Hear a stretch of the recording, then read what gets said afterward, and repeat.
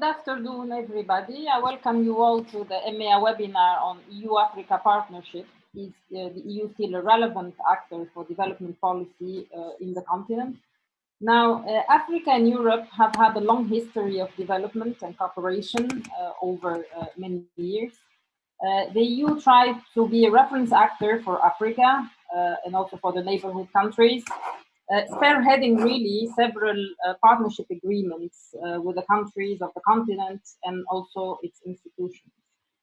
Now, of course, 2020 and also 2021 have been very difficult years, not only for Europe, but also for Africa. But then still, they were extremely decisive for EU-Africa relations and development aid since the beginning of 2020 amidst the global pandemic. Of course, last year it was important because there was also the 25th anniversary of the Barcelona process.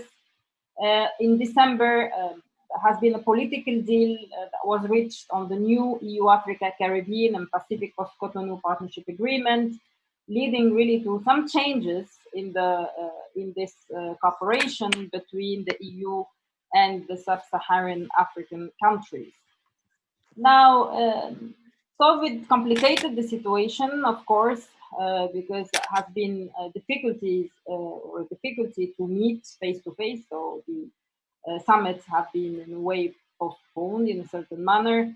But then still, in March 2020, the EU issued a joint communication toward a comprehensive strategy with Africa, proposing closer work relationship with African countries on 5 key global trends, which are also the priorities of the European Union, mainly the green transition, energy access, digital transformation, sustainable growth and jobs, peace and governance, migration and mobility. Now, this communication should be discussed on the 6th African Union, European Union Summit in 2021. And this is not, and hopefully it will happen before the end of the year.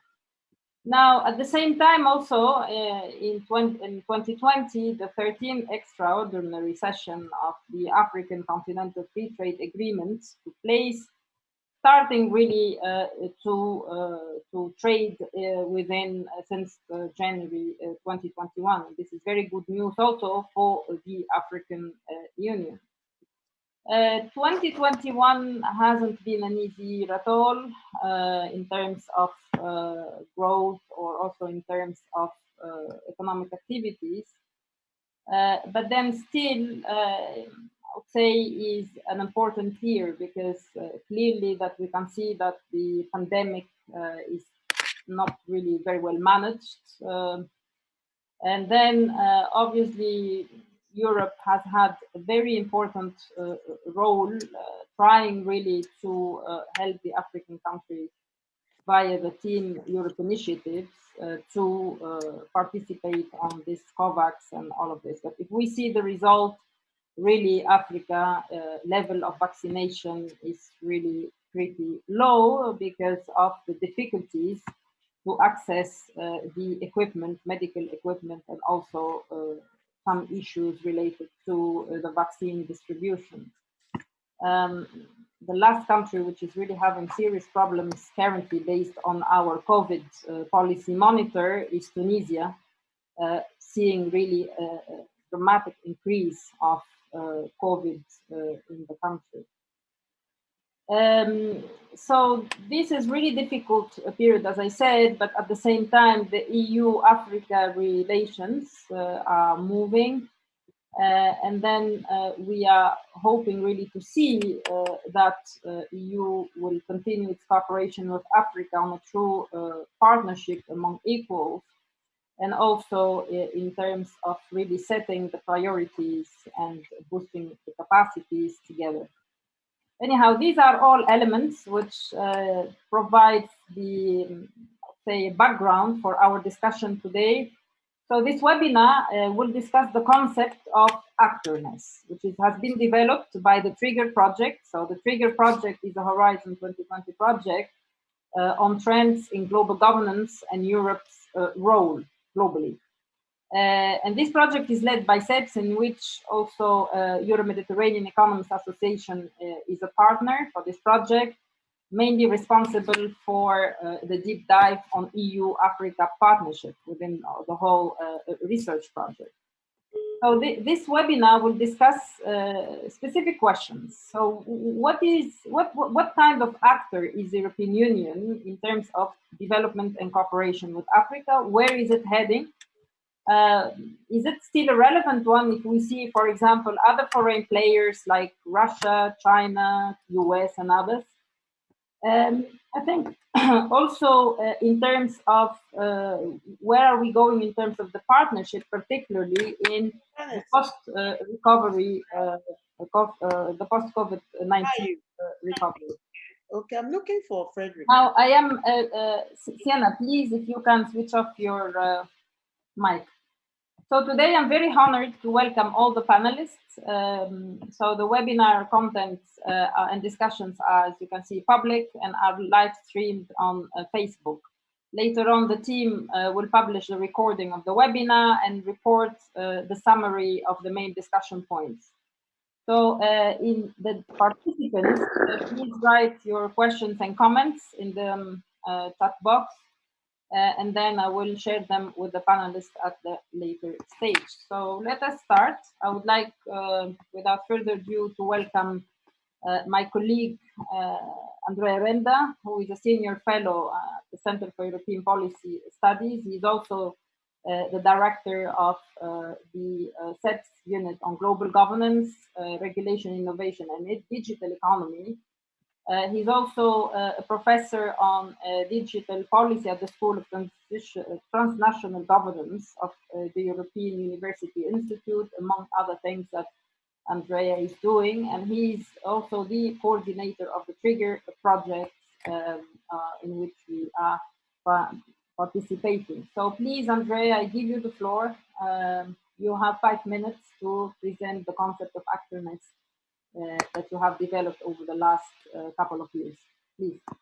Thank you very much, Raymond. Thanks for having me. Then I will just walk you very quickly through this project. The Trigger project is originally a project that is conceived and designed to help the EU institutions understand what kind of image they are projecting and what kind of role they're playing in global governance, right? So the key objectives of this project are to provide institutions not only with knowledge, meaning we are developing and collecting information on the results of EU actions, on the way in which the EU interacts with other global governance players around the world, but also tools. We are developing platforms for policymakers, tools for engaging with citizens and engaging with experts in new ways, foresight tools to develop future scenarios that will inspire policymaking, and also a sort of a way to map emerging trends and develop counter strategies. The specific objectives of this project that started in December 2018 and will be completed, at least this round, in June 2022, so next year, is to really try to advance the state of the art in understanding the different players and their interactions in global governance, understand and better define concepts such as actorness and then effectiveness, rather than using concepts such as power, which have also been perhaps abused or sometimes contain a little bit of a normative connotation, right? When referring to the values and the principles, and sometimes also the force that is used by specific players in global governance. Understanding the way in which the EU projects its image also as regulatory superpower, but also the other ways in which it does so. And also in identifying new tools and governance instruments that are being used. One of them is certainly the tool of orchestration, other tools such as cooperation, forging coalitions, mission-oriented governance, and many others that are shaping the way in which the world tries to address global challenges. There is a strong component also of sustainable development and increasingly resilience in Trigger.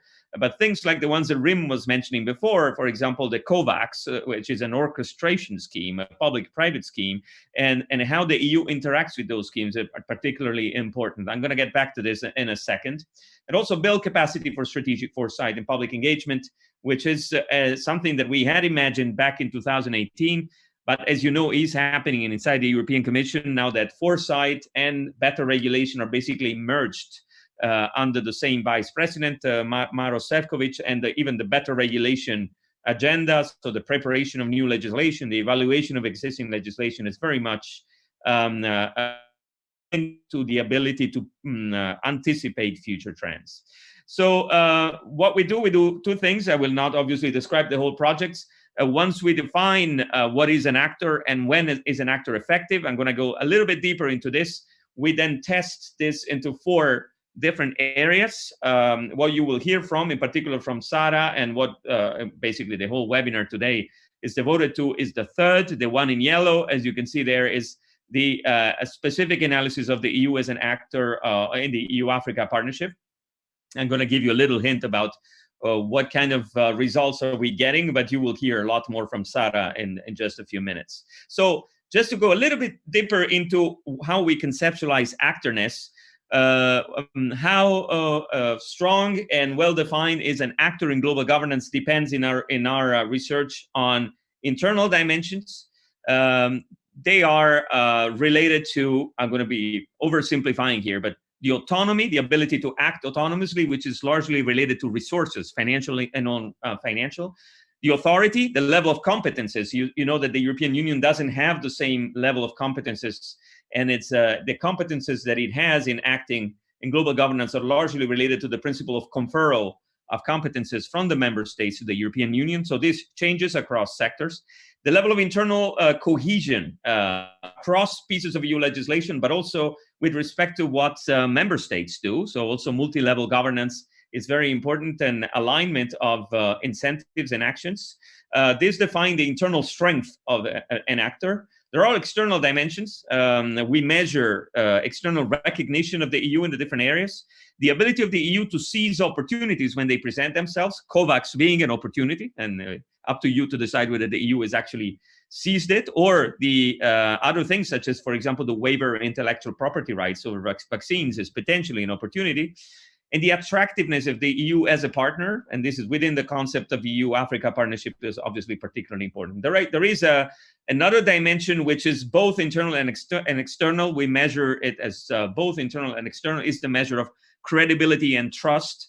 And the credibility is built internally, but also measured through external perception of the EU as a credible, reliable, stable actor. Now, in our conceptual model, actorness, then what we are testing as a hypothesis is whether when the EU is a stronger actor, it is also a more effective actor. And the more we study this, the more we realize that the difference between a strong actor and an effective actor is also all the strategy and the not only the external environment, so how strong the other actors are, how aligned they are, what are the opportunities for forging coalitions, but also what the EU does in order to project its actorness in the global governance scenario, what kind of instruments it uses. So this is our framework. Overall, this feeds into global governance. Global governance obviously evolves and then feeds back into both internal and external dimensions. So it is a dynamic process that has led us already at this stage to start having some first results. What I show you is still, I think, unpublished. It's about to be published. It's a first result of a scoring exercise of the EU actorness since 1990 to 2020, based also on some key episodes along the life of the global governance in the different dimensions. You see in red the data protection area, where the EU is actually through the Data Protection Directive and GDPR then achieved very high level of actorness around the world. Climate policy, you have also, a beginning with Kyoto, actually a setback with Copenhagen, and then Paris and Glasgow, hopefully leading to an even higher level. Obviously, this is a projection because Glasgow COP26 will happen later this year. Sustainable development having a similar level of actorness. And just to just hand over to Sarah for the continuation of this presentation, if you wish. Indeed, we see that the EU-Africa partnership is the area where the EU so far, in terms of our own internal measurement, has not been able to achieve a very high level of actorness. And perhaps this is what the underlying factors are. We have obviously our own theory. We want to hear from you today what you think, whether this is a good way of representing it, and what you think are the underlying causes, if you agree with us.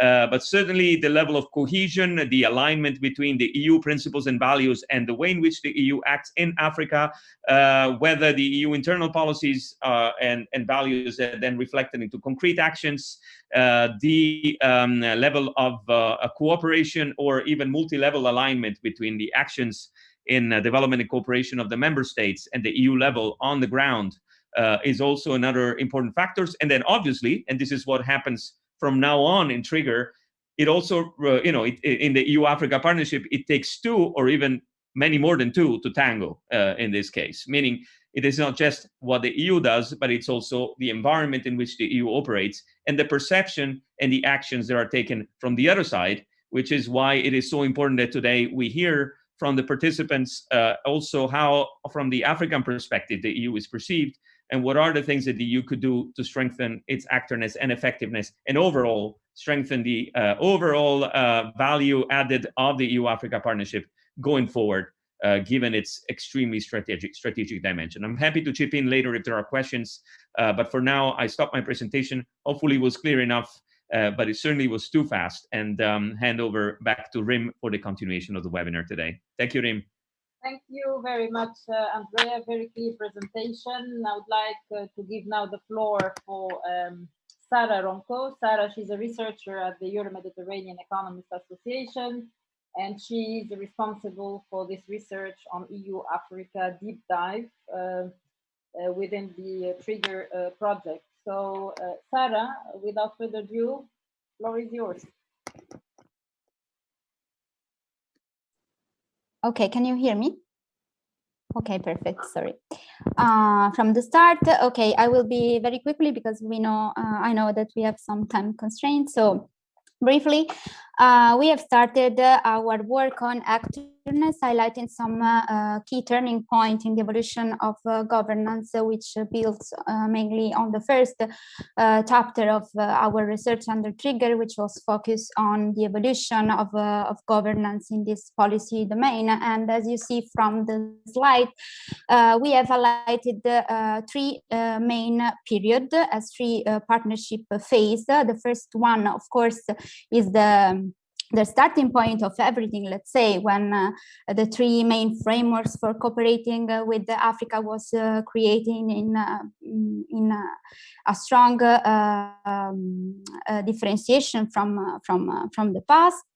Then 2007 was, of course, a key turning point since, of course, the Lisbon Treaty, where the European Union acquired formal authority in external action, and also empowered by the establishment of the European External Action Service and the High Representative Vice President of the European Commission, but also is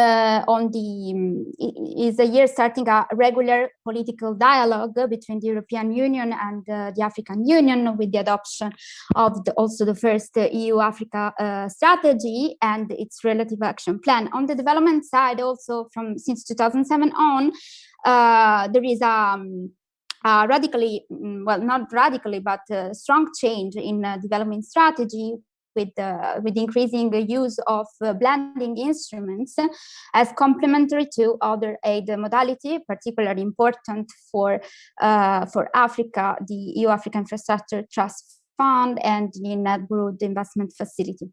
Then the third period started around 2015, 2016, and with the start basically of the post-Cotonou partnership consultation, which in our view clearly delimit a new phase, consolidated also, at least in paper, by the Geopolitical Commission, posing a strong focus on the achievement of an equal partnership between the continents. So Going through the presentation of the main results of the analysis, we have tried to assess different dimensions of actorness already presented by Andrea, basing on a framework which has been developed under Trigger.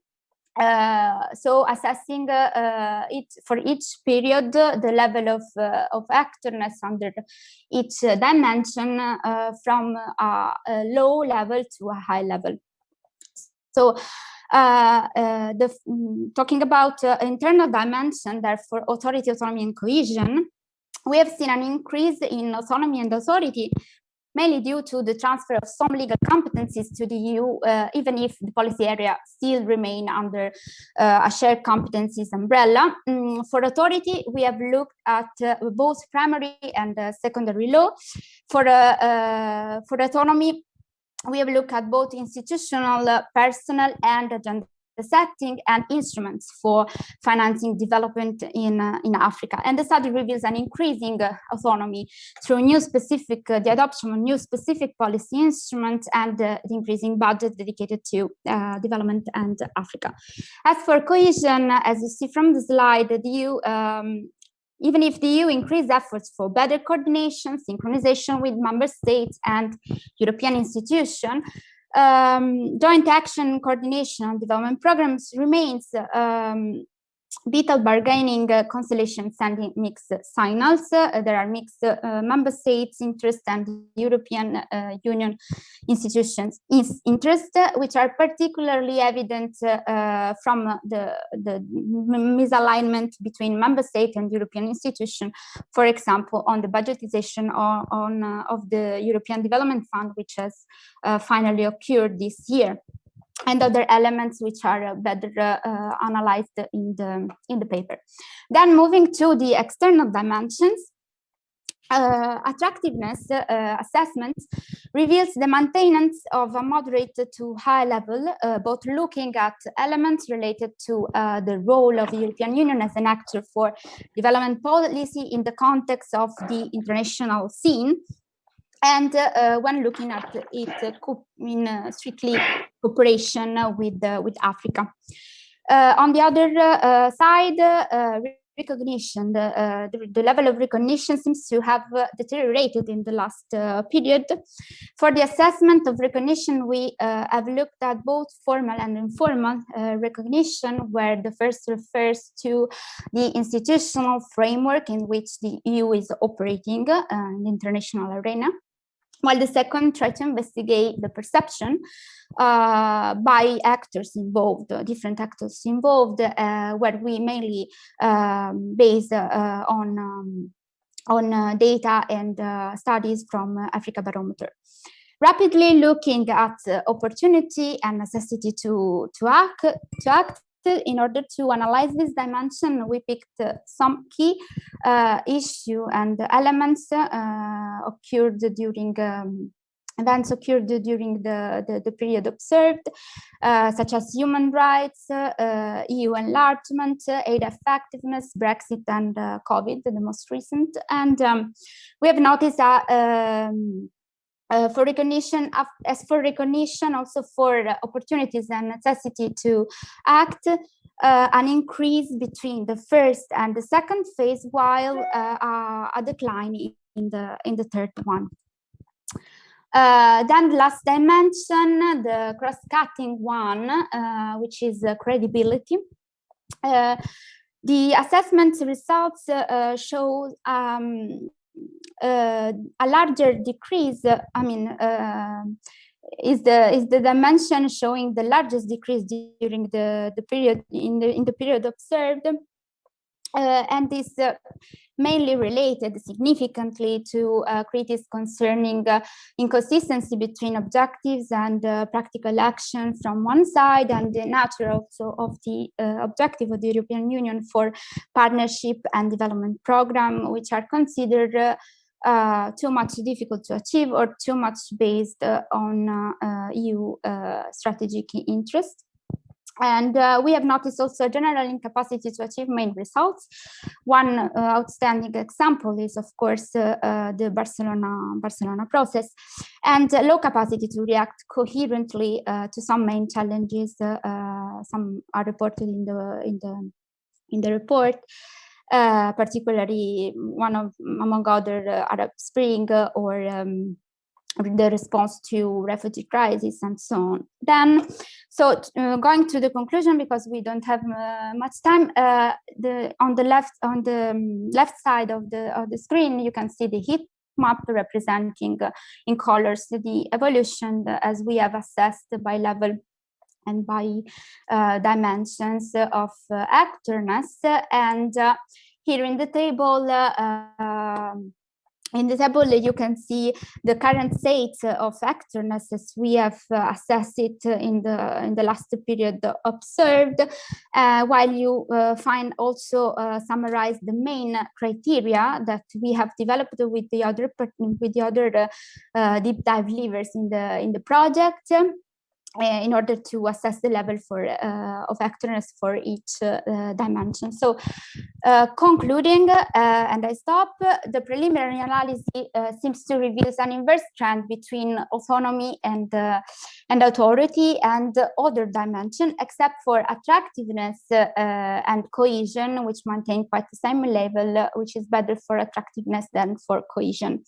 It is worth to notice, looking at this analysis, that nevertheless we are talking about a period before 2007 that can be considered as an optimistic EU international cooperation momentum, while in the second, after 2007, the period has been characterized by significant challenges, particularly for development aid and EU-Africa relations in general, since the economic crisis, but also Arab Spring, refugee crisis, UK withdrawal, and so on, lastly, COVID.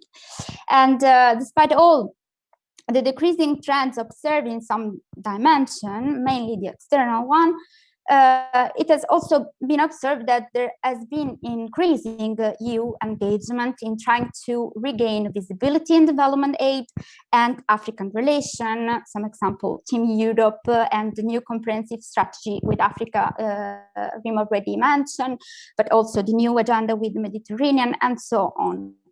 And I conclude saying that, of course, 2020-2021 represent 2 years represent a crucial phase for EU-Africa regarding development aid and other issue. And in general, this could represent also a next main turning point for the analysis of actorness that could be interesting to further analyze.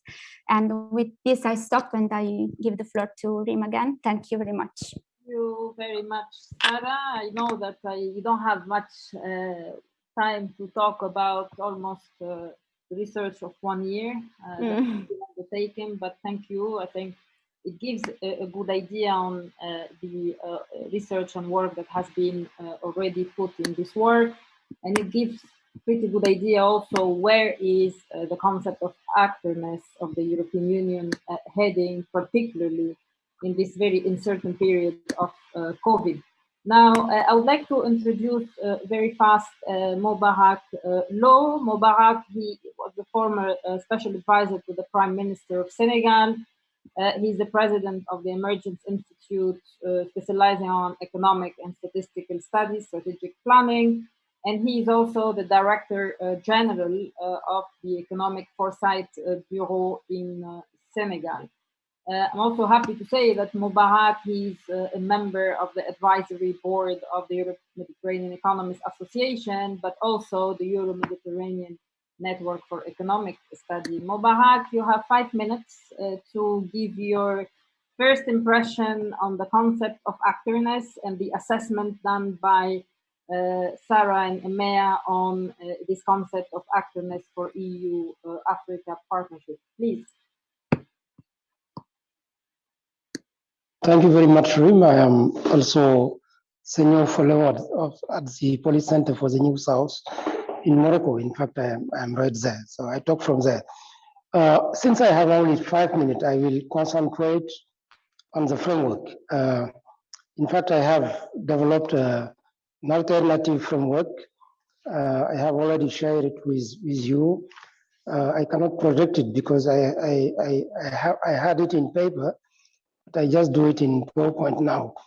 I think we should consider a strategic triangle of the EU actorness. This triangle will have 3 points. 1 point will be the mission. The mission is legitimacy and to act. The legitimacy comes from the mandate given by the EU constitution, by the treaties, legitimacy given by the political support from the member state, the democratic institution like the European Parliament, the European citizen. This is the first part of the legitimacy. Number 2, legitimacy act because you have partnership agreement. If you don't have partnership agreement, in the spirit of the Paris Declaration, anytime European Union act, it should be following the needs and also request from the countries. Maybe you will have very extreme case where European Union can act without being called by the countries. That's why you can have also international agreement, could be the UN, etc. So this is a mission. Number 2, you need to have capacities to act.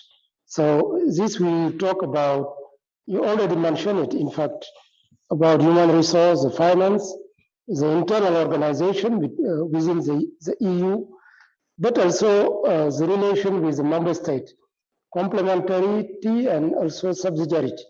So these capacities need to be fully developed in order for EU to be an effective actor. The number 3 point will be the value. The value, so which, but this is the objective. I think EU does not just intervene in Africa or elsewhere just to intervene. So it should create value. And in value, I think a good value would be relevant first. Also, I refer to the Paris Declaration. The EU programs and activities should be aligned to the country's priorities. Number 2, coherence. So EU should not intervene anywhere, but should have a very coherent program aligned with the country program and Africa priorities. Effectiveness will be the number 3. I think EU, the value of the EU intervention will be measured by its effectiveness. If EU put a lot of money but without result, I think EU is not serving its citizens and is not also serving the country targeted. You should have also efficiency, impact, and sustainability. So you will see that all the aspects we could consider in quality for assessing quality of policies will be there. So the 3 mission, the 3 points of the triangle, the mission, the capacities, and the value.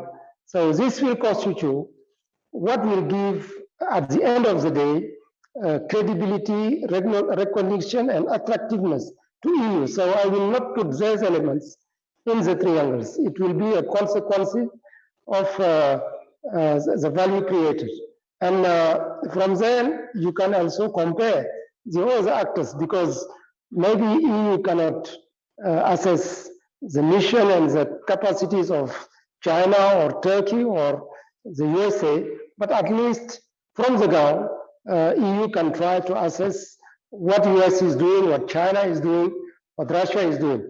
And also we can be sure also that the credibility, the recognition, and the attractiveness will be fully correlated with the value the partner create.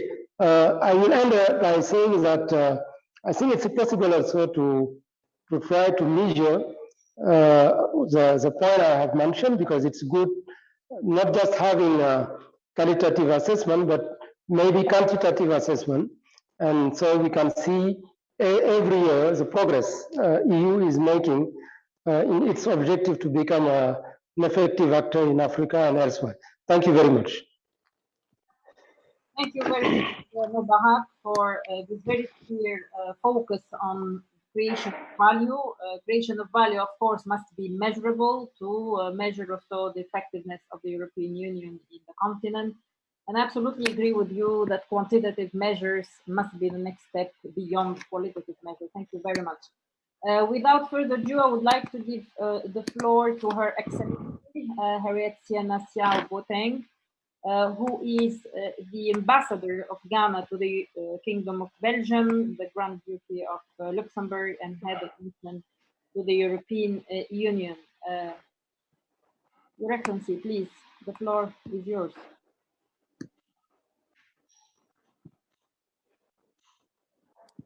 Thank you very much, Rim. Thanks for moderating this session so well.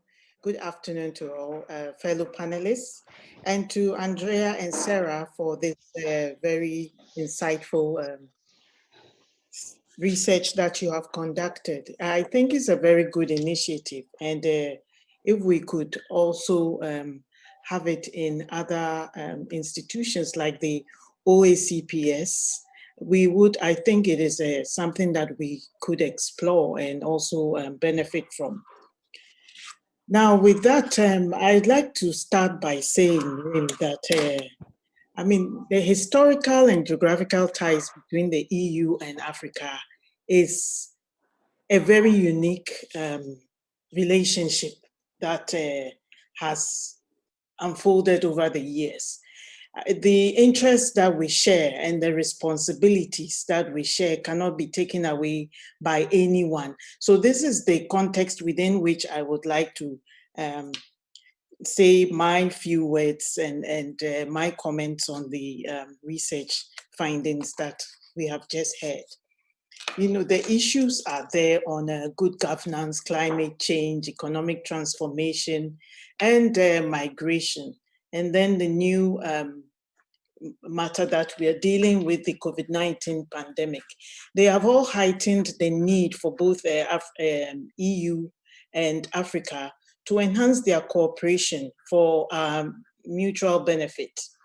Indeed, the EU-Africa partnership and the role of the EU in our socio-economic development remains very, very vital. That I must stress. And over the years, it has become evident that Europeans and Africans, we need to understand and appreciate each other better to improve our strategic partnership. I want to stress that today, there is the heightened awareness of the assets and capabilities that Africa brings to the partnership. The narrative of a donor-recipient relationship is no more there. It's giving way, and it has to give way. It has rather become cooperation by partnership. And the buzzword I want to stress is partnership. That is the way that we have to go. That's the way we have to see our new relationship going forward under the EU-Africa Strategic Partnership Agreement that was launched, Rim told us, in March 2021. And despite the key role in the EU's socio-economic development of Africa, the continent is, in the short, medium to long term, it will continue to be a center of attraction to other major actors within the global geopolitical space. Why? Because Africa now is the what should I say, center of the world. That's where all the resources are, where you can, the human resource is now for development, new skills, new areas to tap. And yes, you have US, China, Russia, India, Turkey, and even the Gulf states. Despite the challenges that Africa has or is experiencing, they still find the continent very, very attractive. So now the problem is, how does EU keep on, holding its space, its values, its relationship when it has all these external plays? Because EU started with us, they're colonial partners. We started that way, the relationship, and it's evolved over the years. Now you have China coming in, you have Russia coming in, and they are not our colonial masters, but they have also brought something to the table, which because they feel EU is not providing, or they took advantage of certain things that they realized the EU was not providing for the continent and into that space. So what are these? We have seen some in the presentation made. Right now, we are searching for dialogue. We want to talk. We want to be on the same level. We don't want the master-servant relationship. So this is the context within which the relationship must move. How is the EU perceived now? You see, EU is providing, let me take the Sahel region, providing security, providing some sort of a space for Africa to thrive, the economy, the business, the people, so that the migration will not escalate. However, I think the EU feels, well, I'm providing all this security, I'm spending all this money, putting boots on the ground, and then somebody is rather reaping the benefits of my keeping the peace, and rather taking away the benefits of what peace that is being created. Someone is reaping those benefits. So then it brings some sort of a competition mix. For Africa, the competition is good. That means that everybody who wants to play in the space must fine-tune their relationship with the continent, and so that you have there's a positive phenomenon will develop. So in spite of the perception how EU is perceived, sometimes they are not credible because you say one thing, the other, then you turn around and deal on the ground in another way. EU was very instrumental in COVAX. EU was very instrumental in when the pandemic, the beginning, the budget support and all that. And then we were all very happy with this partnership. Then now it turns around that, well, Covishield, those who took that vaccine, you cannot have access to the EU, some countries, not all.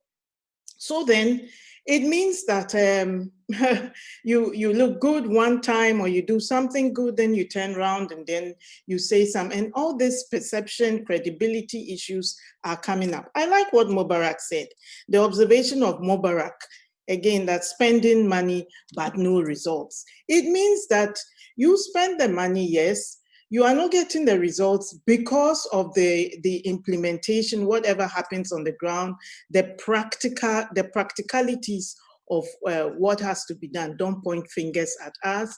Don't denigrate the systems in the countries, because it took EU countries, or most of the European countries, 200, 150 years to establish themselves. You don't expect that same standards in Africa. You don't expect our banking systems to be that robust like yours. Yes, our banking systems may prove risks or have some deficiencies, but what is the way forward? The way forward is to dialogue.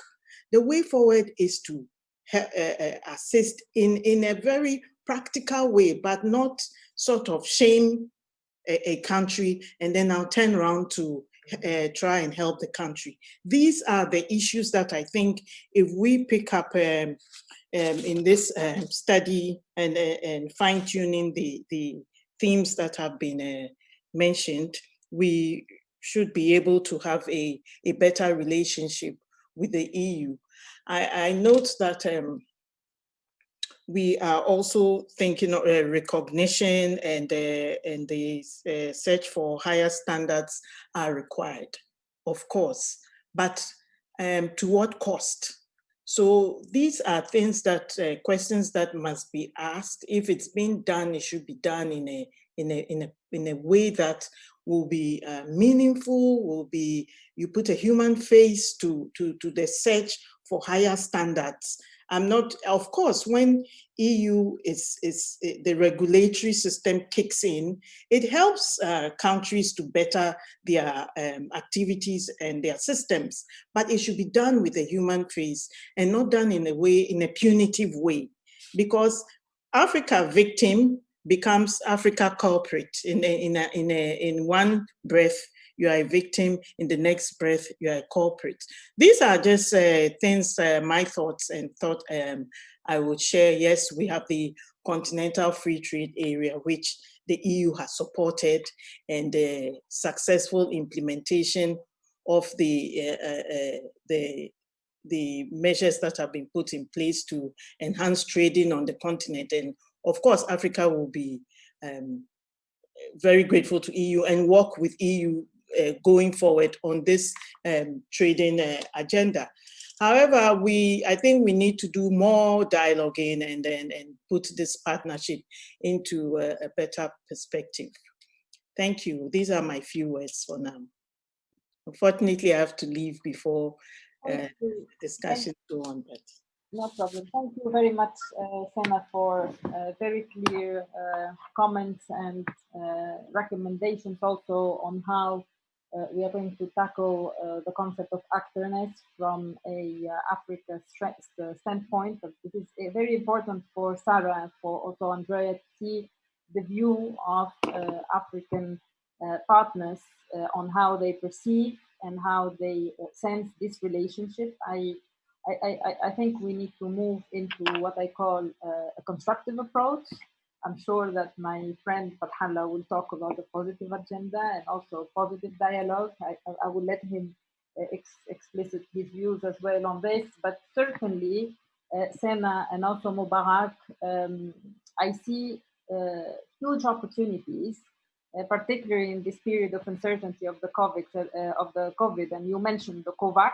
Yes, there is a great opportunity to move COVAX and to help to support the countries in Africa in a meaningful way, where European Union can provide impact, of course, within the conditions that you have set in the forefront. And I think this is extremely important. Of course, we need time. All countries need time to move into their development path. This needs capacity building. This needs dialogue. This needs also the firm willingness and the political willingness to engage into meaningful reforms, structural reforms locally. Some countries are doing it, some others, they don't do it. And I think this is the whole debate. And of course, the whole debate here is to see to what extent European Union, with the other member states, because you have other member states that have also their policies within the continent, they integrate their thinking, coordinate their thinking as much as possible to be a force into one direction, not changing the views on one or another one. But thank you very much for both. I know that due to lack of time today for you both, you have to leave, but thank you for your contribution to this webinar. And I would like to move on into our discussion and introduce my friend, Fathallah Sijilmasi. He's an economist, a former Morocco ambassador for EU and France, also the former Secretary General of the Union for the Mediterranean. He knows a lot about the neighborhood countries, and I'm extremely happy also that Fathallah, he is the member of the advisory board of the Euro-Mediterranean Economics Association and the Euro-Mediterranean Network for Economic Studies. He has written a great book, which I recommend you to read it. Really providing a positive agenda for the South. And actually, he's the company that he's sharing now, and he's the CEO of, is Positive Agenda for our region. So, Fathallah, the floor is yours. Thank you, Reem, and greetings to everybody. Very happy to be here, and congratulations for this initiative. I think it's a great topic, and I think there's a lot to say to say all the things that I need to share with you in 5 minutes is quite a challenge, but I'm sure that you will have other opportunities to develop more the ideas. It will not come as a surprise to you that if you align three African people observing and analyzing the topic, they will say the same thing. So I'm in full alignment with what Mubarak and Her Excellency the Ambassador just said. And I will actually just elaborate a little bit more on the more or less the same ideas, but perhaps starting with a first conclusion that comes to my mind after listening to the first speakers, which is the methodology of the research that you are conducting. And I'm sure that you already are taking this into account, but I'm just mentioning it for the sake of repointing the matter.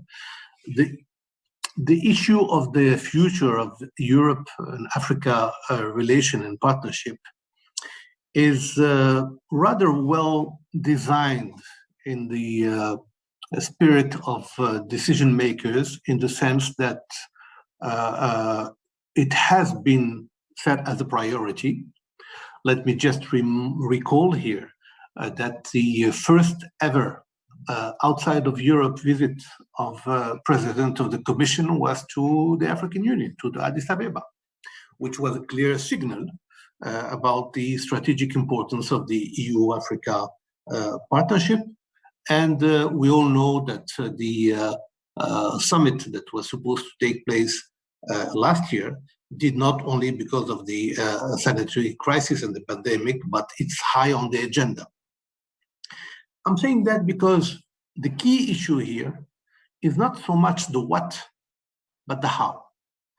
And this is where your study should contribute to the how and the identification of the different options, initiatives, in order to provide policy recommendations towards the future of EU-Africa partnership. Because if we stay just on the principles of the importance of it, then of course we will only just reassert, restate what is already stated at the level of the decision makers. And I think that there is a clear challenge, which is a collective challenge, but certainly the trigger initiative can actually trigger it.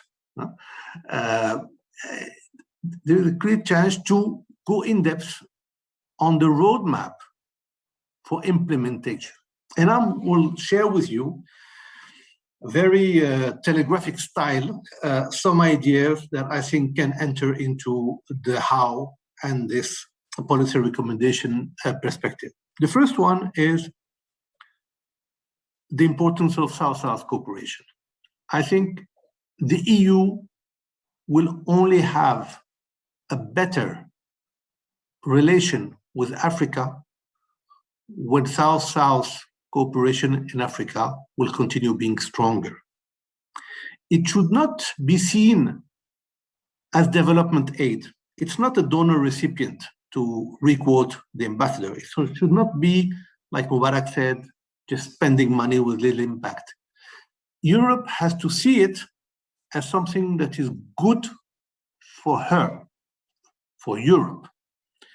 Because at the end of the day, if you want to do impactful and meaningful things, then the interest has to be mutual. It's a win-win partnership. When we say win-win, it's a win for Africa and it's a win for Europe as well. And it's only through this mindset, this new mindset, that we can achieve the ultimate strategic goals of a true, lasting, sustainable partnership. And in that respect, South-South cooperation is, for me, fundamental. The South-South cooperation is also fundamental when you look at it from the complementarity between the relationship with the continent and the relationship with the economic communities, the regional economic communities. Because Africa is a big continent, 54 countries, 54 different countries with a lot of differences, socioeconomic realities. And the regional economic community, there are 8 regional economic communities in Africa, have an advantage is that they are geographically smaller, and they are usually with a stronger socioeconomic coherence.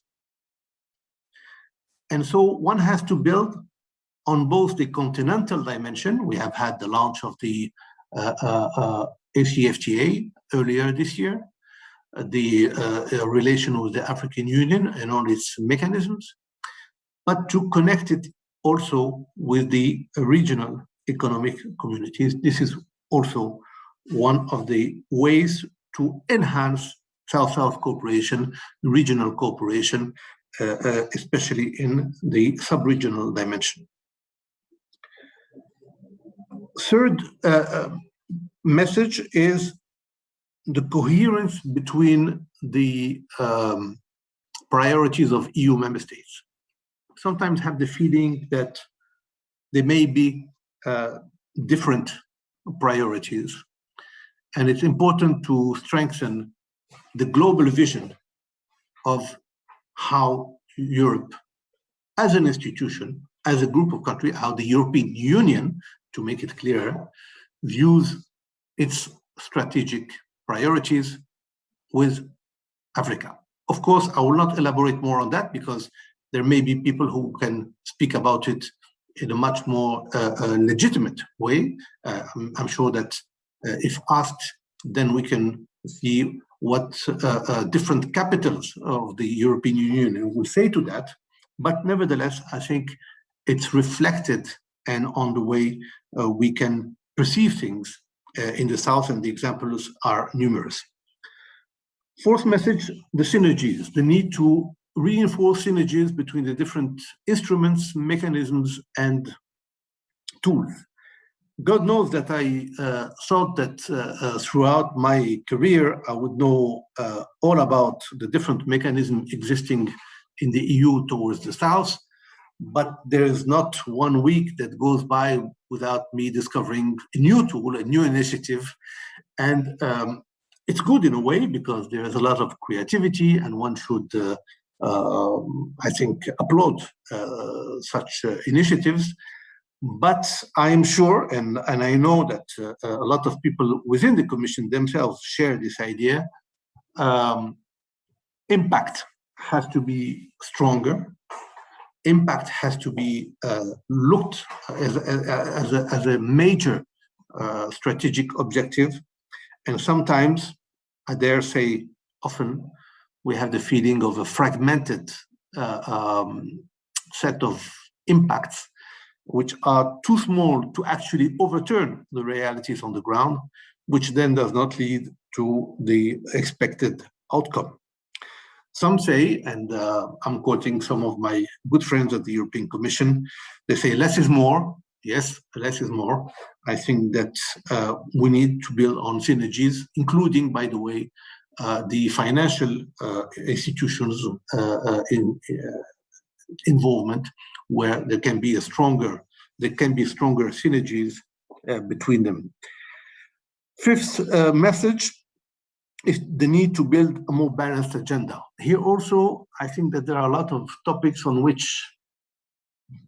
it is not so clear if the agenda that is set is truly balanced. Let me take the example of migration, which of course is very, very high on the agenda of the European Union. But if you go a little bit beyond this global sentence, migration is very high on the agenda, you will see that it's actually irregular migration that is very high on the agenda, and the security-related management of the irregular migration that is very high on the agenda of the European Union. when you look at it from the perspective of the South, there are, of course, clear understanding of the importance of managing irregular migration. And I come from a country, Morocco, plays a major role in securing the borders of the EU in this regard, with a lot of investments, both in logistics and in financing, which sometimes is under assessed by the European Union itself, by the way. But nevertheless, I think that if you have this dialogue that the ambassador was talking about with the African partners, you will clearly understand that there are so many other aspects in the migratory agenda that are very high on the agenda of the African countries and that are not truly dealt with within the framework of the dialogue between the EU and Africa on migration. Let me give you one very simple example. It's a technical one, but it's a good one. One of the strengths of the African economies is services.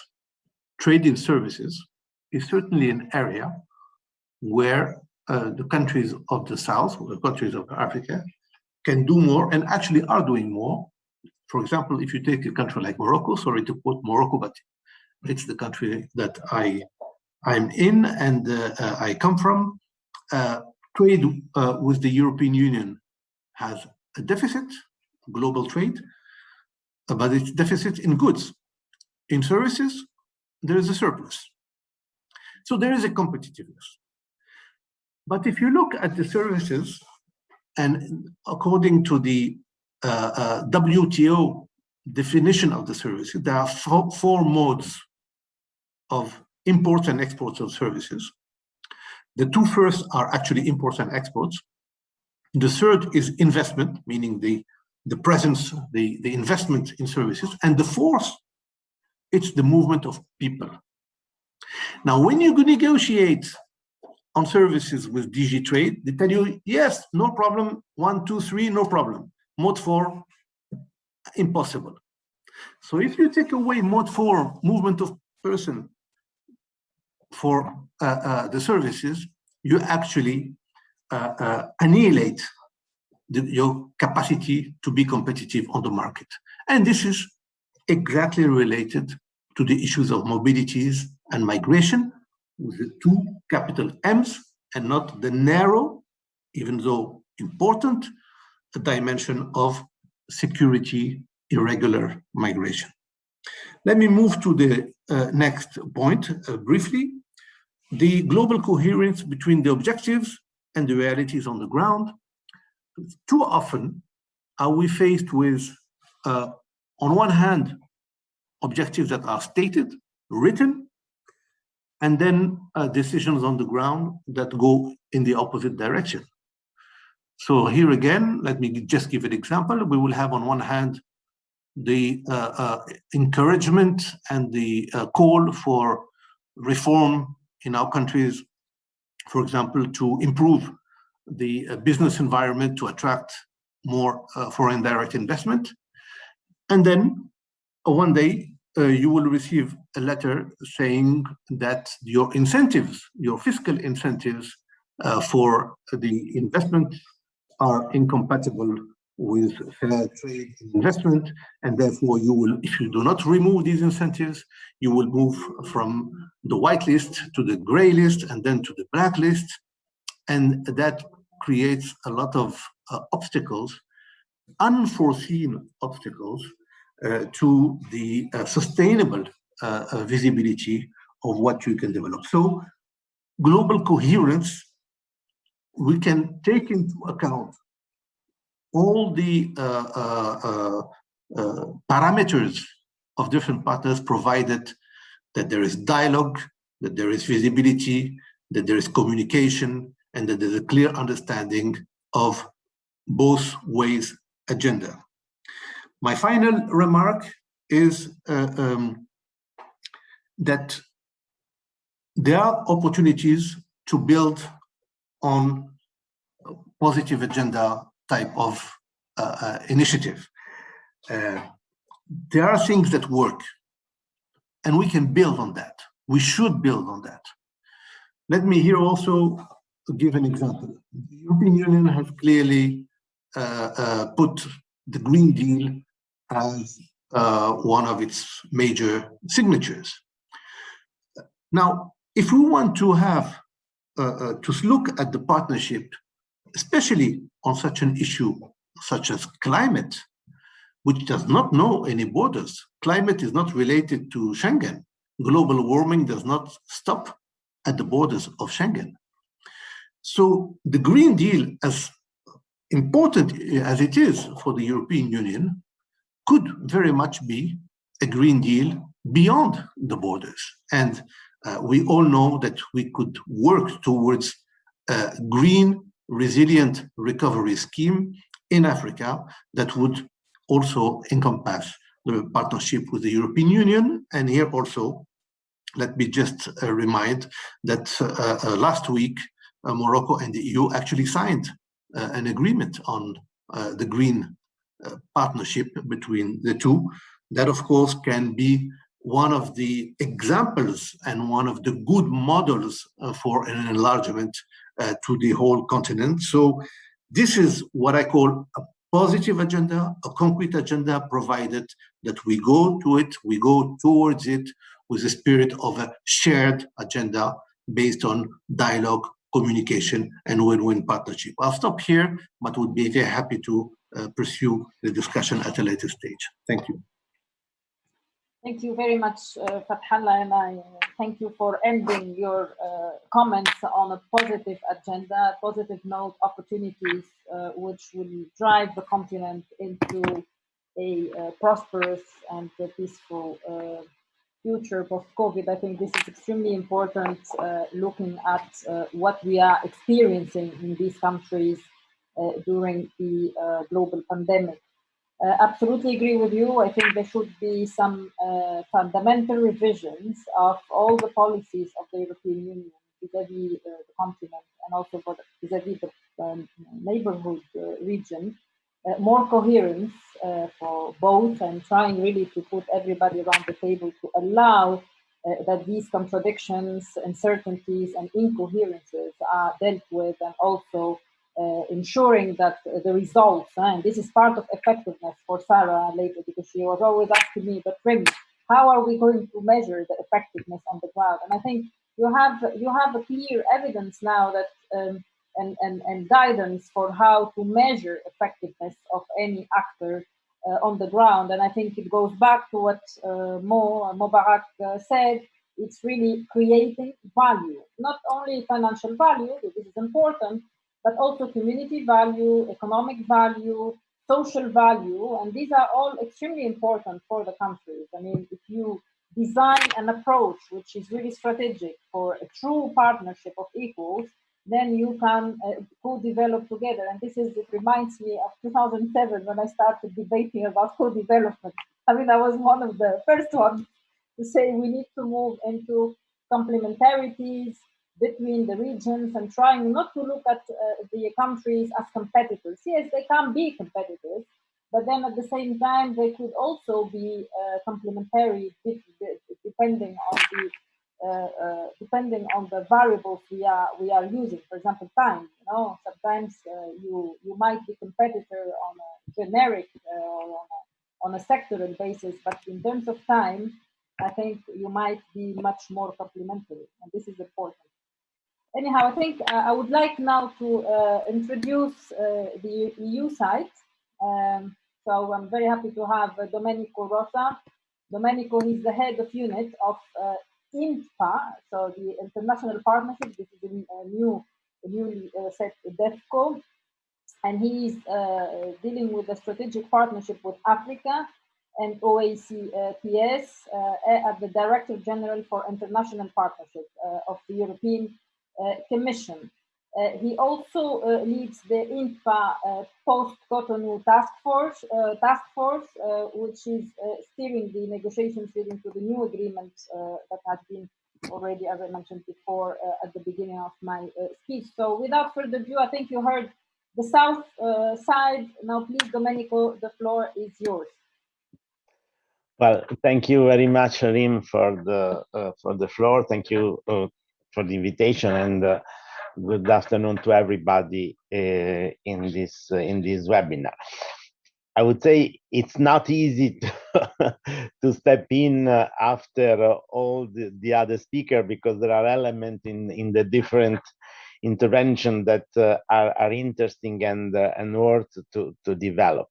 So, but I would try to be as comprehensive as possible and to try to touch to the different points and the critical point. I would say that many of the previous speaker pointed out. When I read the concept for this webinar, I found that it was very interesting. First of all, because it was speaking about the actorness in Africa. But immediately this brings me a question. What do we mean when we talk about Africa? Africa is not an homogeneous entity, if I may say. It's composed of 55 countries with big differentiation between the Northern African and the Sub-Saharan. Inside the Sub-Saharan Africa, you also have, I would say, a big differentiation among the different countries. And therefore, this is something that we have to take into account. Second, also, I would say, in which sector or where we can consider the actorness of the European Union. I think that some of the interlocutors mentioned, for instance, what we are doing in terms of peace and security, that is in support of the African Union intervention in peace and security, or we are talking about other sectors that could be relevant, such as the, say, digital or economic or investment and so on. So I think that this is something that should a little bit differentiate when we talk about, I would say, the perception of Europe, sometimes of the EU. Sometimes I have the impression that we tend to, in a way, extrapolate, I would say, ideas. But then if you move to a country level, and I think that what the ambassador of Ghana mentioned is something that is relevant. We are doing in most of the African countries budget support, and I think the budget support was instrumental not only in the recent crisis of the COVID, but in the past when there was the food crisis or the global economic crisis. So where we put in place this reflex, vulnerability flex instrument and so on. So I think that sometimes I have the impression that the EU is too much on the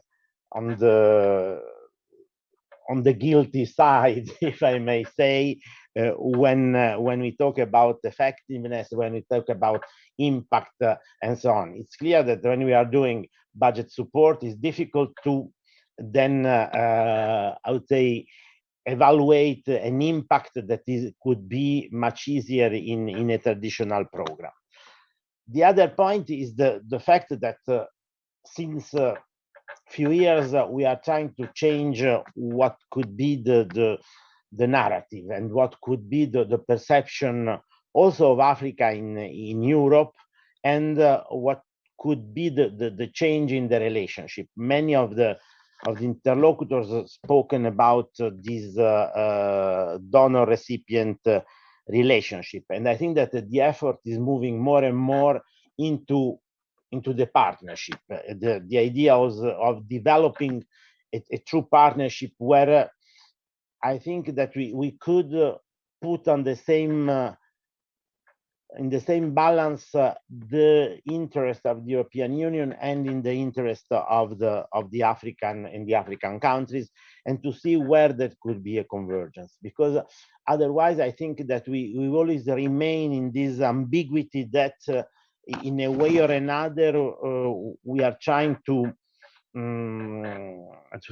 cover our interest through I would say some development ideology, if I may say. So I think that this is very important to be partners on an equal footing, able to discuss about the problems that are on the table, and to find solutions that are converging. So I think that this is the most important thing that we can think. I think also that we realized more and more that this question of the impact is important, and is important that the action that the EU is undertaking, and I mentioned the EU and its member state, by the way, because the EU alone would not be sufficient in putting in place or supporting action that could be and could have a transformative dimension, which means that in a way, when we are thinking about our relation with Africa, we have to go beyond even the present multi-annual financial framework and see, to try to extrapolate and saying, together with the Africans, where we would like to be in 2030, for instance. And then from this, to try to start and to build and to create the narrative and the action that could move towards this target that could be the possibility of giving at the end autonomy to Africa in terms of action and in terms of I would say self-agency, if I may say. So I think that this is very important in how we have to project ourselves, and now we will have to move forward, for instance, along the 5 line that have been mentioned in the new strategy that was adopted more than 1 year ago. COVID, I think that the only exacerbated some problem, but it didn't undermine what are the fundamental of the partnership that we have to establish with Africa. Africa remain our closest continent. I think that we have not only an history that is common, but we most probably will have a future that we have to share, and the future generation will have to be in a position to share this future in a better way.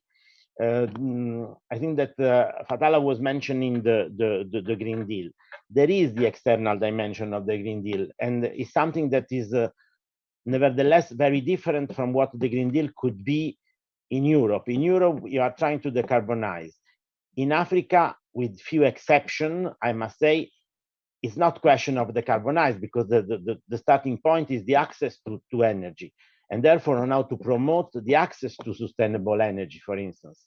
And this, I think, is something that is important, because it will respond to 2 objectives. On one side, to give, I would say, the basic, that is the energy, and I think that nobody could deny that without energy, it's impossible to promote an economic development.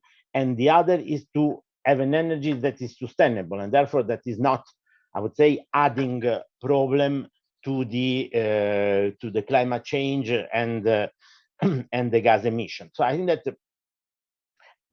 issues are not simple, are very complex, and I understand that sometimes there could be incoherences in how the implementation is taking place, but because there are so many intersections that it's difficult sometimes to have everything under the radar screen.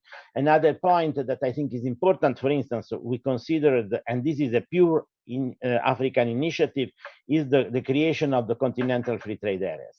This is something that is, of course, transformative, because it's aiming at creating an economic space inside Africa that is not existing at the moment. If you check the statistic about the intra-Africa trade, they are in a way ridiculous. And I think that with the perspective of the demographic growth, the perspective of the fact that in few decades, the Africa will have one of the biggest middle class that are able to support internal markets and so on. The question of creating this internal market is of paramount importance, and is even more important than, I would say, at some point, creating a free trade areas between Europe and Africa. That could be a long-term objective, of course, but that for the time being is not in sight, if I may say.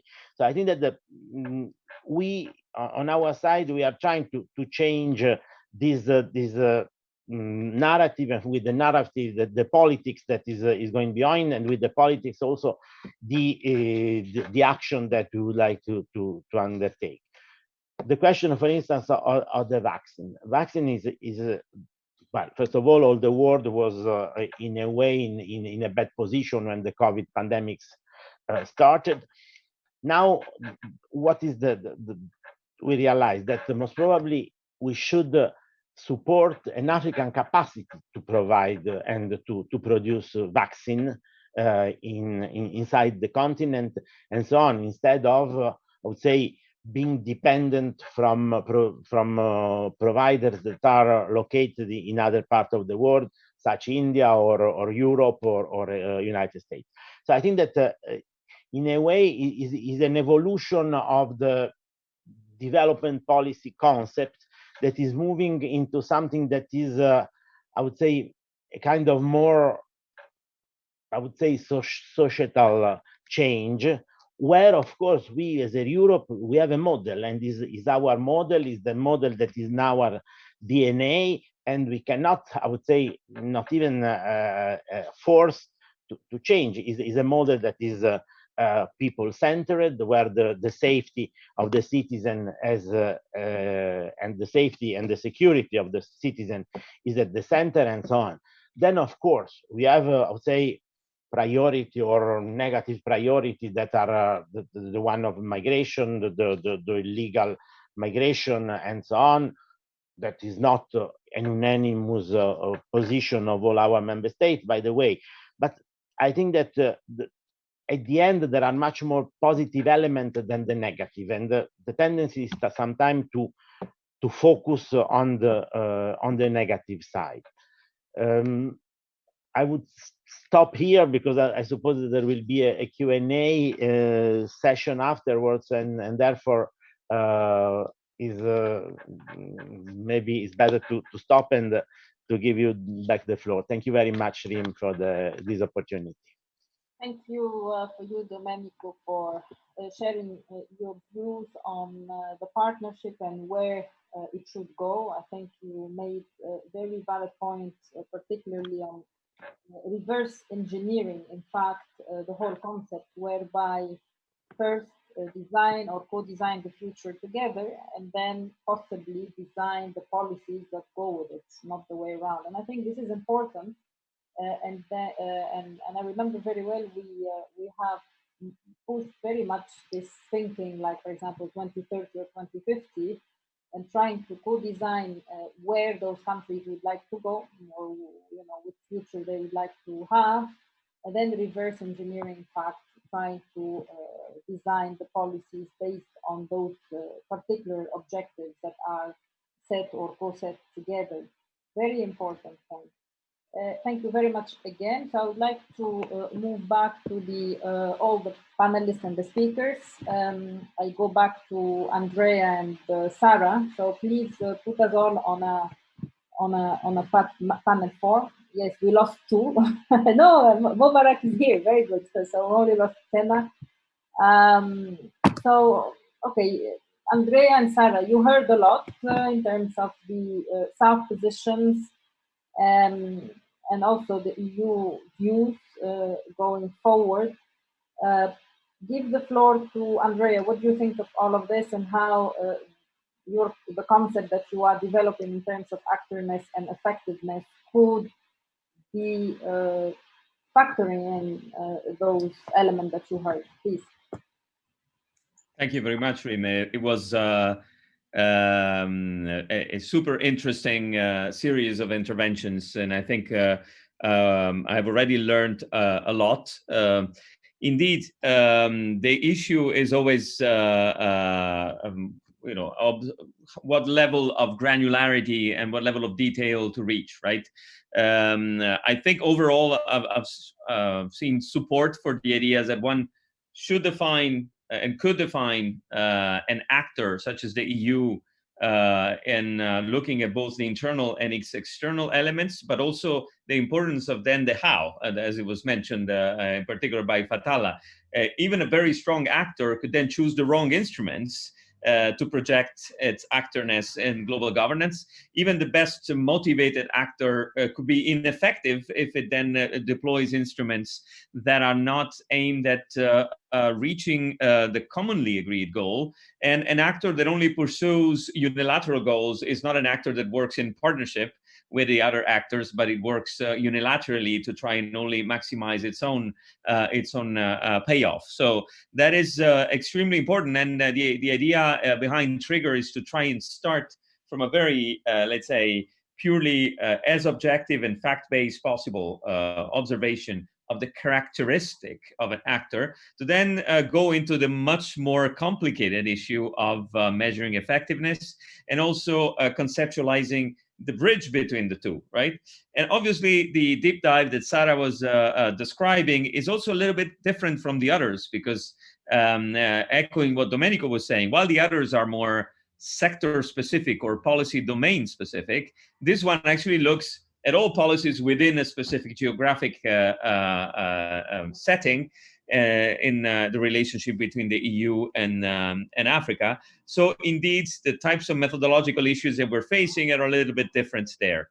It's useful also what you mentioned at the end, Domenico, and then also Rim, on co-designing the future. I just wanted to mention that part of this big project, Trigger, is also the development of scenarios for global governance up to 2050, and the then observation of current priorities and potential policy recommendations for the EU based on the scenarios that could materialize. So if of interest later, I can also show them to you, but or I would just perhaps paste the link on the chat to our document on future scenarios for 2050. They are quite interesting, in my opinion. Some of them are also a little bit scary. Now, going back also to Domenico, expectations in the EU, is true, are always very high.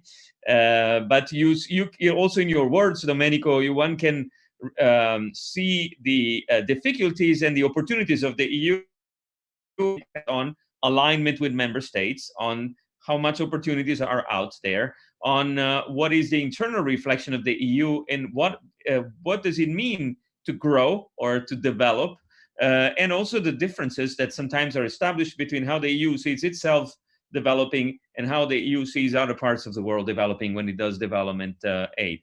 For me, one important element, just to mention one, is the current emphasis on resilience at the EU level. The emphasis on resilience in the Resilience and Recovery Plan and the emphasis on sustainability as well are very important also potentially if translated into the future EU-Africa relationship. Why that? Because the emphasis on resilience is leading us to discover the extreme power of decentralization in governance, of empowering the edges, not only the core, and also, for example, and I go in a direction that Domenico also evoked, building production capacity and reorganization capacity facing emergencies on the territory, which, for example, in the case of Africa, means not just working on, and that's already controversial, on the waiver of intellectual property rights on vaccines, but working in particular on the transfer of technology and building production capacity. We're currently at the EU level facing oppositions from some governments and pharmaceutical companies that say it's not useful for COVID because it takes time to build production capacity. But if you replicate this logic on and on again, there will never be production capacity in Africa, right? So the issue is, what is the long-term goal in co-designing a relationship between the two players, and how balanced is it, to use the term that Fatala was using in his sort of list of 6, if I remember correctly, priorities. So if resilience is so important for the EU internally, resilience should also feature prominently in the relationship with other countries. If sustainability is so prominent, and rightly so, at the EU level, it should feature prominently economic, social, and environmental sustainability in the way the EU relates and co-designs plans for the medium to long term. Final mention. Yes, indeed, behind these exercises also an obvious observation, which relates to cohesion in particular. The EU and its member states are altogether the largest donor in the world. So going back to what Mubarak was saying, what value is created on the ground is extremely important, and we need to learn better ways to measure that. And finally, in Trigger, what we want to do, and this will obviously come with the years, this is a blueprint more than a research finding, meaning that we want to then make it more granular. The more observations and the more opinions we collect, we also want to make it more scalable, because we are trying to find, alongside our social science work, I'm an economist originally, others are political scientists, lawyers, international relations experts. We're also deploying data science to sort of capture the sentiment vis-a-vis the EU, the way in which the EU is referred to, for example, how many times the EU is associated with coherence and consistency, or with courage, or with many other attributes. We are trying to do this in a way that potentially can be more scalable and perhaps replicated for other actors on the global governance sphere, which will then enable us over time to also measure not only how the EU behaves, but also how other actors behave and interact with the EU. And I think this will bring even more interesting results. But for this, we need to expand, become much less EU-centric, and go more global, as we are doing today in the webinar, and listen to the way in which EU's behavior and other actors' behavior is perceived from the outside of the EU as well, not only from the inside. So thanks again also to Rim and to Sarah for organizing this, and for the speakers for offering us this very good perspective. So back to you, Rim.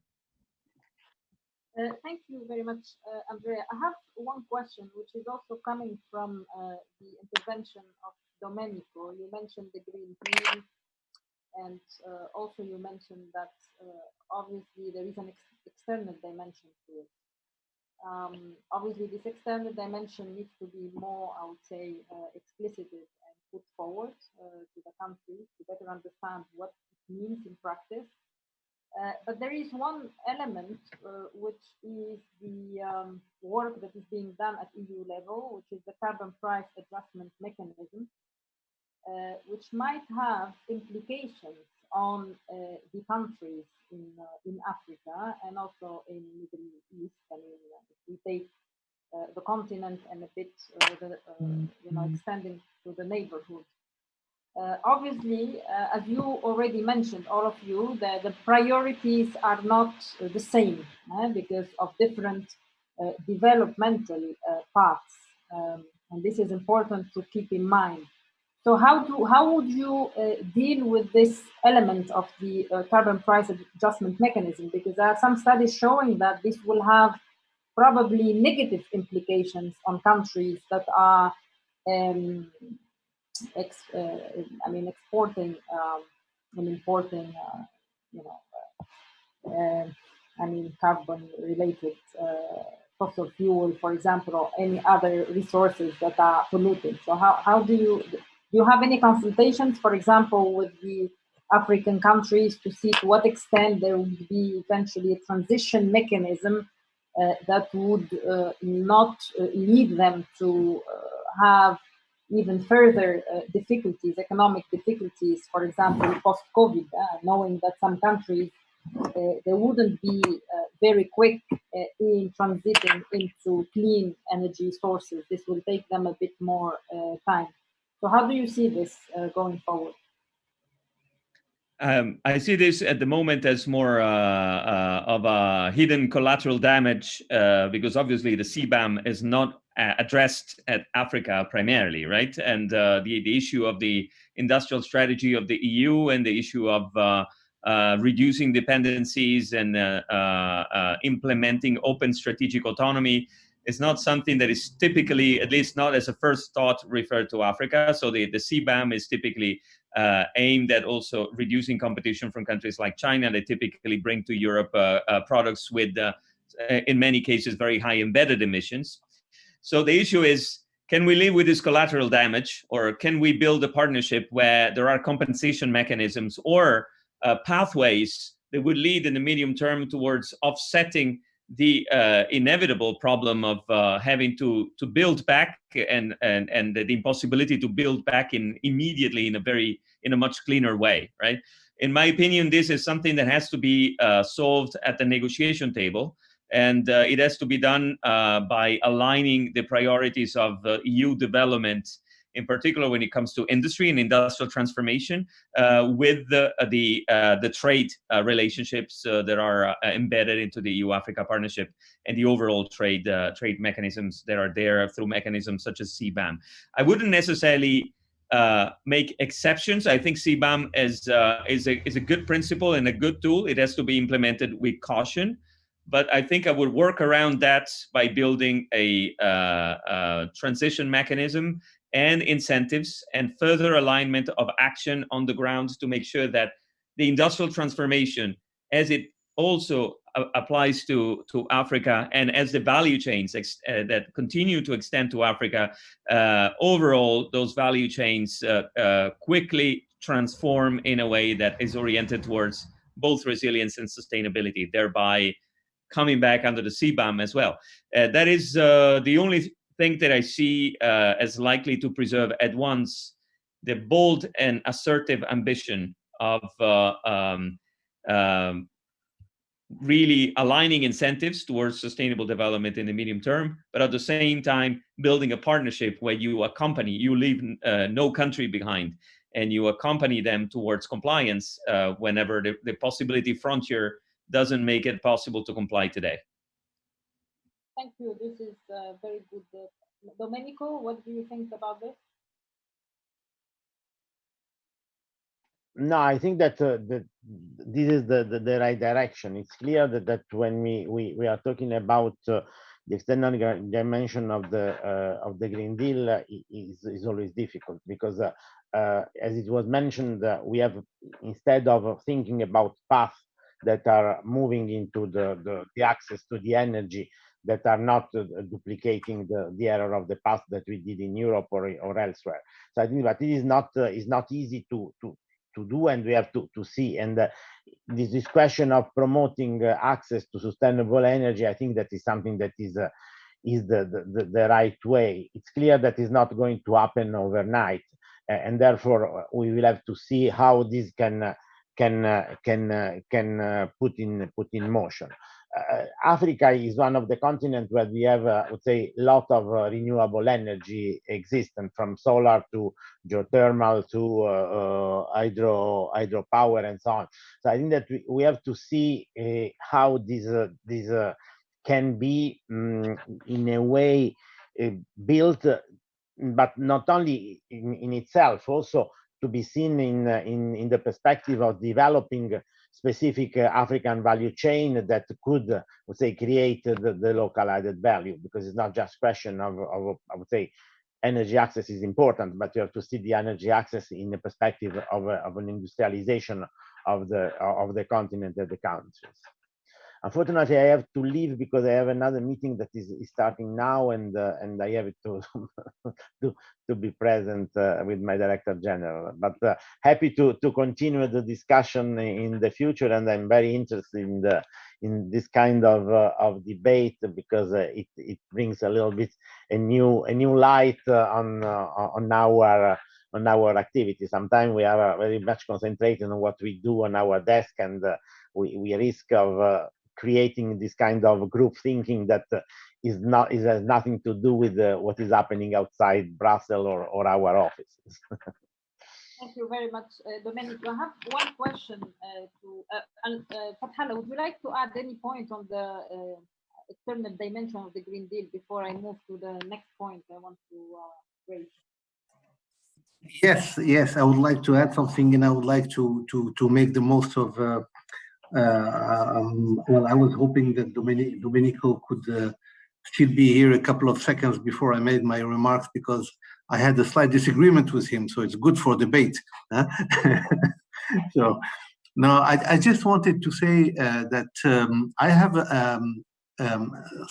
somewhat of a different view with regards to what Domenico said earlier about the Green Deal with Europe being decarbonization and priority in Africa being something else. I don't think it's exactly that, at least for the whole the situation. For example, a country like Morocco is into a decarbonization mindset, and this is why the country has signed with the European Union a green partnership. And this is, by the way, the illustration that for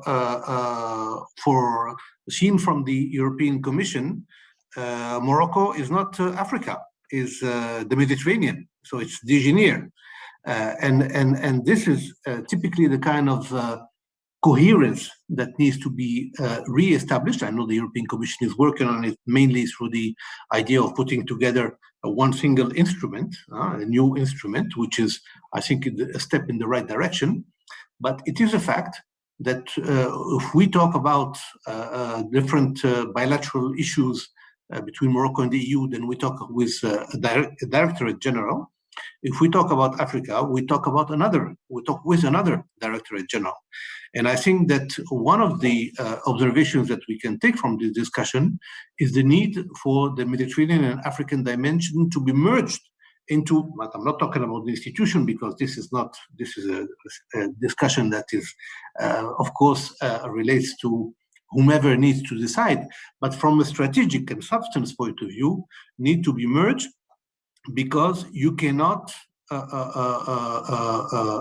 you cannot disconnect what is happening, especially in climate change, for example, in Northern Africa with Sub-Saharan Africa. So yes, the Green Deal with all its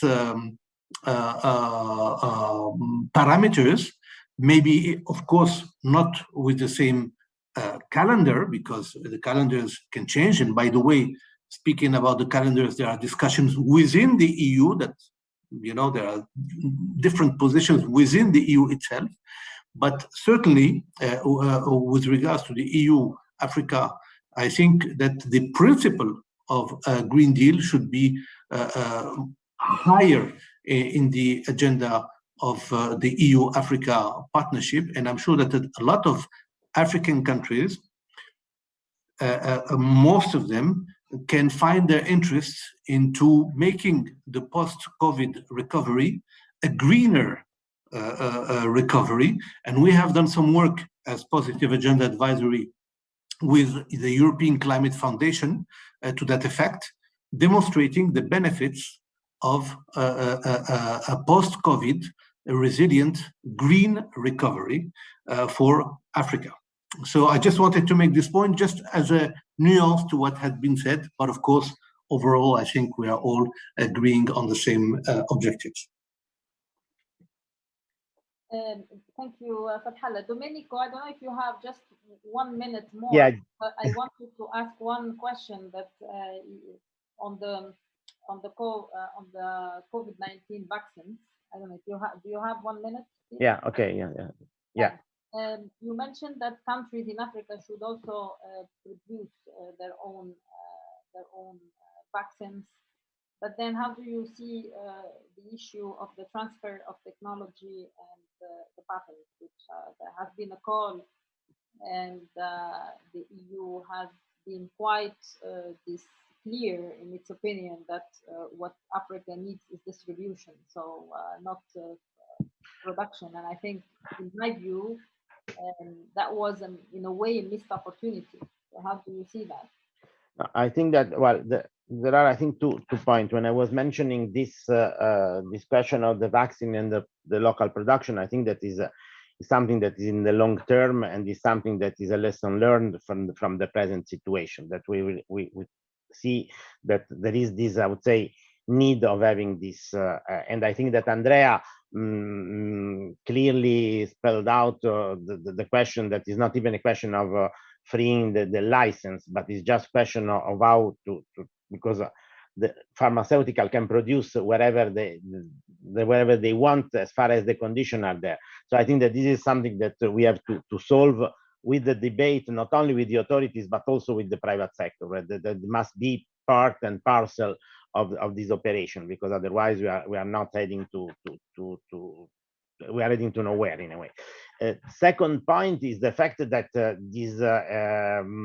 it's clear that in many cases, and this was the case when the Ebola came a few years ago, that we are facing countries where the infrastructure is not able to deliver. So it's not even just question of vaccine availability, but is how the vaccine are distributed and given to the people. And in this sense, I think that most probably all the work that has been done so far in order to try to strengthen the health sector and the basic health services could have been, I would say, maybe better. I don't know. I have no solution, but I think that in these cases there are, I would say, different elements that are converging, that are, I would say, for some country working against. So on one side there is a question of the availability, that I think that also the COVAX mechanism took time to become effective. First of all, and the second is the possibility of implementing a vaccination campaign that is effective, that is related to the fact that some of the country, they have a poor infrastructure, a poor, I would say, system, and so on. So this is what I could say for the time being. Then in Africa, with the COVID, there was this. They started with the mask diplomacy deployed by China. Then they moved in the vaccine diplomacy by India, and so on. So at the end, you know, you compare sometimes Europe with competitors, but Europe is not even a federal state. Is an agglomeration of 27 states under, I would say, the EU that is trying to get coherence in areas where sometimes we have not even the legal competence, so we have not the authority in a way, but where we try in any case to create the convergence. On the other side, we have states that are business state in a way, like China, where we have just a single line of command that they have not to report to anybody else, and therefore the strategy and the action can be much faster and much more effective. Sometimes it's also a question of how the things are sold, and the question of marketing. And I fully agree that Europe is not the best in doing marketing of its action. So I don't know if I answered to your question. Yes, very much. Thank you. Thank you for this answer. Now, I have one last question before we move into the poll that we have prepared. So we have two questions to the participants later on. First, my question is, it's based on the presentation of Andrea. You showed in the last slide that EU is leading in data protection globally through the privacy rules and the GDPR, right? And then at the same time, you said that in terms of EU-Africa, it's lagging completely behind in terms of actorness. So what if you link both? Do you see any eventually possibility to move a bit this partnership into getting into this data protection field? Because as you know, partnership, EU-Africa partnership includes many aspects, but then it could also eventually include the data protection aspects. Specifically now we're moving into a digital economy, and you are an expert of digitalization, and you know that GDPR issues and privacy issues are essential, particularly if we are moving into advanced forms of digital economy using blockchains and using, for example, fintech, more financial mechanisms within financial sector, which are technologically and digital oriented. So there are security issues behind all of this. So how do you see this interaction in reality between data protection, digitalization, EU-Africa, and in any case, we can see that in the priorities of EU-Africa, digital economy is one of the priorities. Do you think Africa is ready for it from your point of view, Andrea? Thank you, Rim. Well, first of all, why is Europe, why did we score Europe's actorness higher in data protection compared to other areas? Well, indeed, it's sometimes referred to as the Brussels effect, the fact that the EU has been able to become a sort of a regulatory superpower in a number of specific areas. The GDPR is a good example. You have today India, Brazil, Japan, and even California somehow copying or largely being inspired by the GDPR, right? Obviously, the digital economy is much bigger than data protection.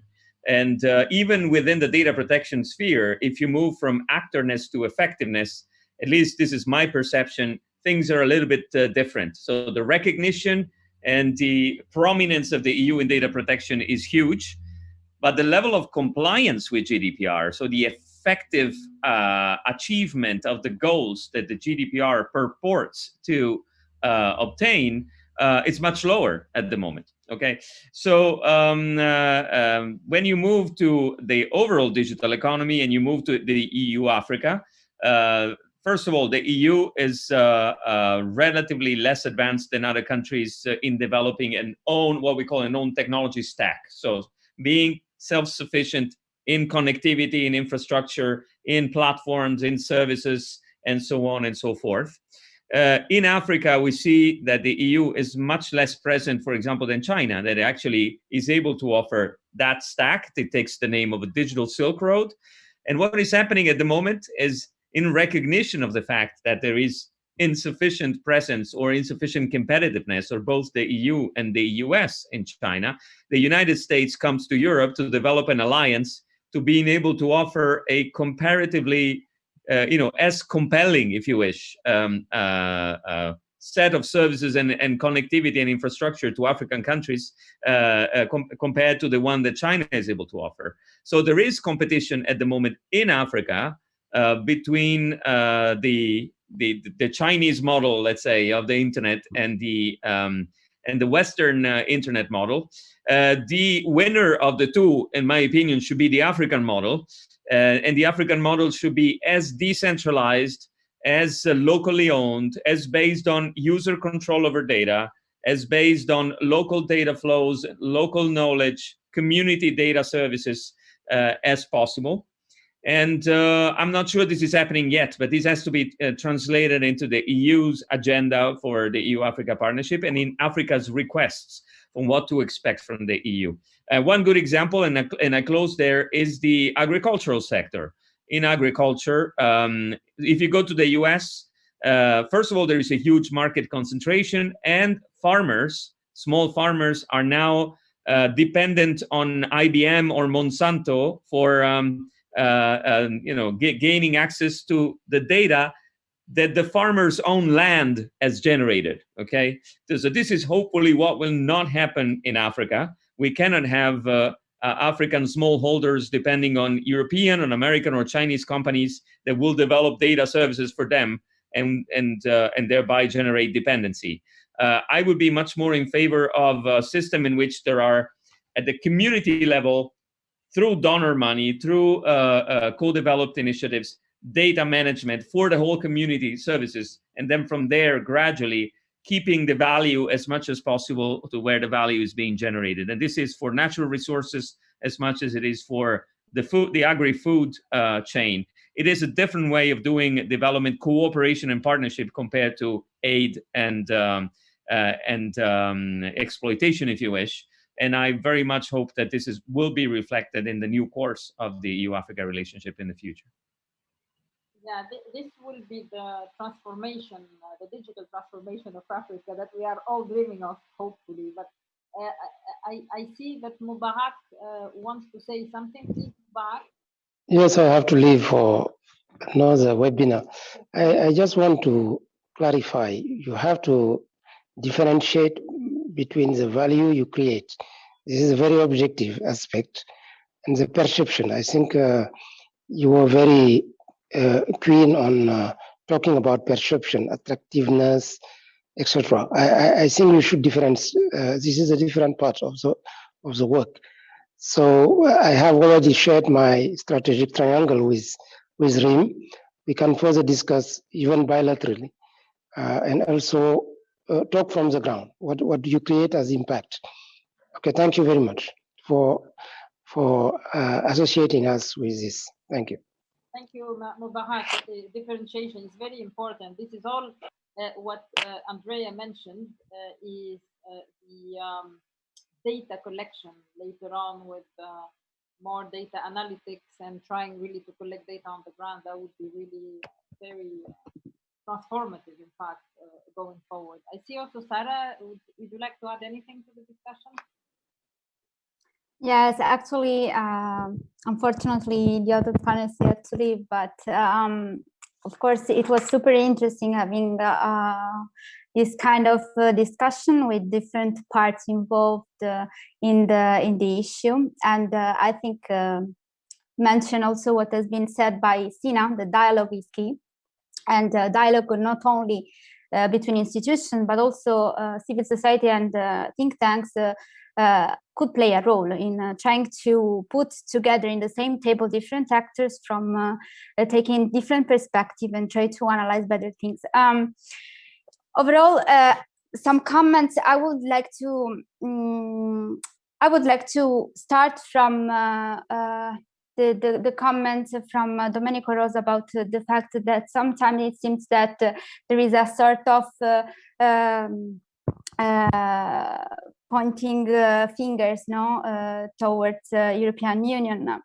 I think that there are some things that should be highlighted relating to this, is that as we have tried to outline, highlight also in our study, credibility is declining also because sometimes it seems from the perspective of actors receiving cooperating with the European Union that the standards are very high and then the impact lower than what was expected. And one thing that I would like to say about this is that of course we cannot say that European standards are not high, are very high, and this of course is a good thing, because if you have high standards you can trying to achieve some results, but of course it could create some disappointment from the other side when you cannot reach really those high standards. And this is in a certain sense also